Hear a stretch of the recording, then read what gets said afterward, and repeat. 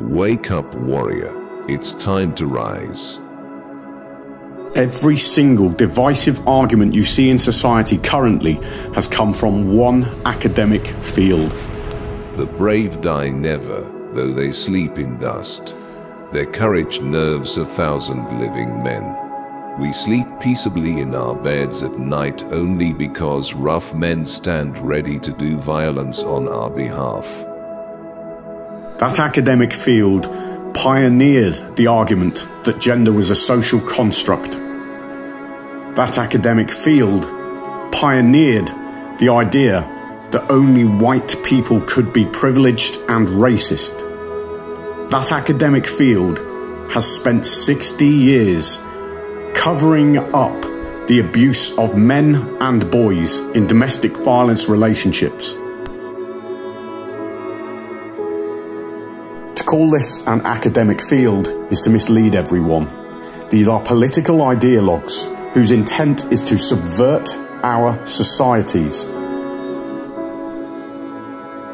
Fight for a good cause. Use every ounce of your being to push that cause further, and do not be afraid to defend it.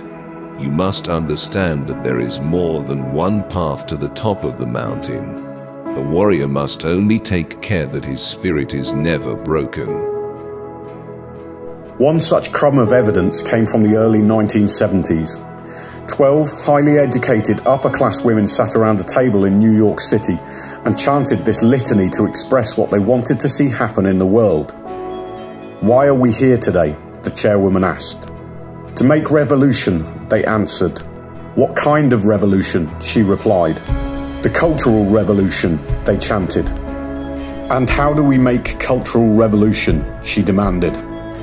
"By destroying the American family," they answered. "How do we destroy the American family?" she came back.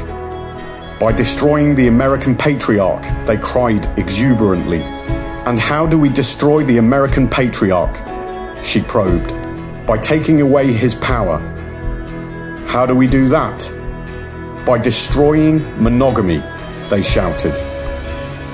"By promoting promiscuity, eroticism, prostitution, abortion, and homosexuality," they resounded. These women had a very clear goal in mind and became the vanguard to what would become the women's liberation movement.